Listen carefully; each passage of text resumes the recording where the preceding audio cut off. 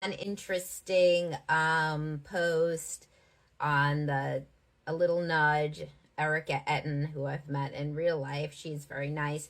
She said something about how somebody asked her, "Are we doomed if we have very different body counts?"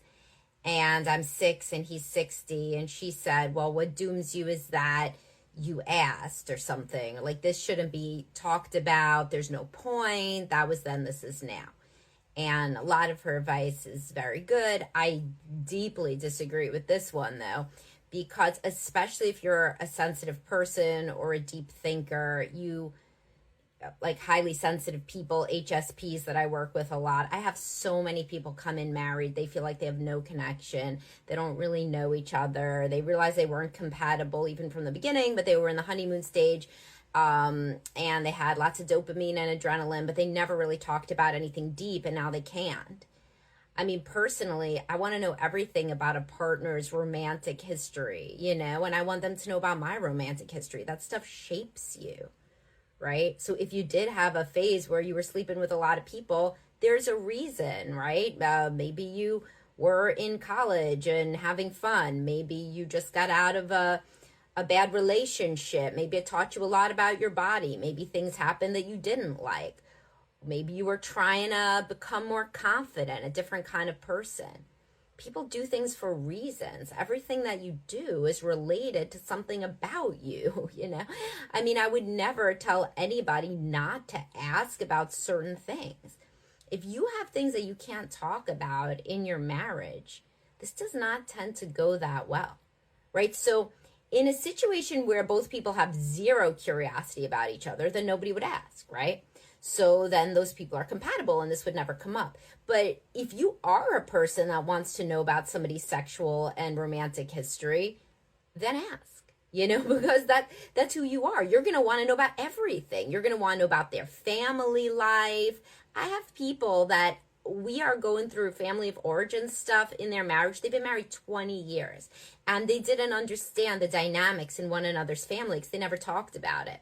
And as soon as we do, it helps them so much, to understand how patterns and how they relate predated the entrance of the partner onto the scene, right? So, for example, a woman who always felt insecure compared to her sister, and she never really talked about that much with her husband, but she's really, really sensitive to any time he tells her that she's wrong about anything. And then we talk about how, like, her sister was always right, her older sister was the good one, and she was the bad one, and blah, blah, blah, blah, blah. It makes so much more sense. There is nothing. If you're a person who likes to think deeply about your life and other people's lives, there is no lives, not lives. There's no reason not to ask questions. You're just going to be squelching that part of yourself for the entirety of the relationship if you get into it.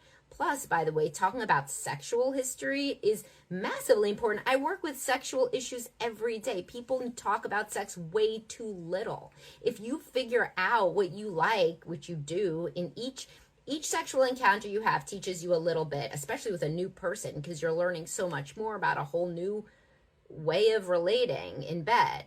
If you can't talk about sexual history, what you like, what you didn't like, if you're in any kind of relationship where you either feel like you can't ask questions you want to ask, or you can't share things about yourself that literally happened and are part of you, that is the wrong relationship.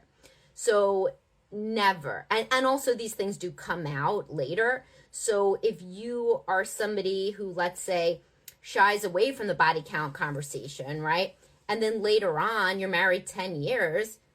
If your partner says to you that you're watching a show about, let's say, people hooking up, the hookup culture, your partner turns to you and says, "How many people did you hook up with in college?" And you say, 25. And they're like astonished. And I've seen this before, by the way, in therapy. People can't come back from that. It's an empathic rupture. They thought it was implied that the person slept with so many fewer people, but it wasn't implied. It just was never talked about. Then it becomes like a problem.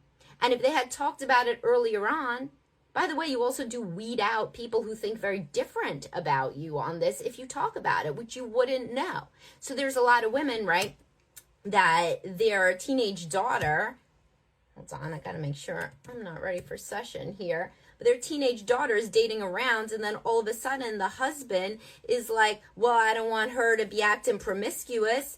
And the woman who had slept with multiple people herself, and those were good experiences in college or what have you, she's like, what do you mean? I did that. That's fine. And he's like, what do you mean you did that? And we have a whole problem, right?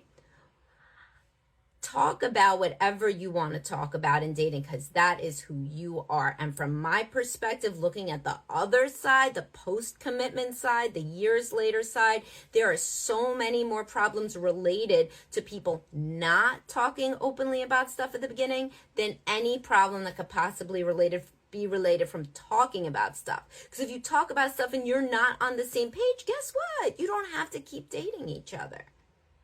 But at least you won't get into a situation where it turns out that people are deeply incompatible about something, or they set up a dynamic where they don't talk about sensitive or deep topics or anything that could possibly offend anybody. And then they're really just very separate people, siloed off. And if one or both of them have a need, either then or later on, to be fully known, then there isn't a language or a precedent for such conversations. And that is my take on it. Talk to y'all later, guys. Bye-bye.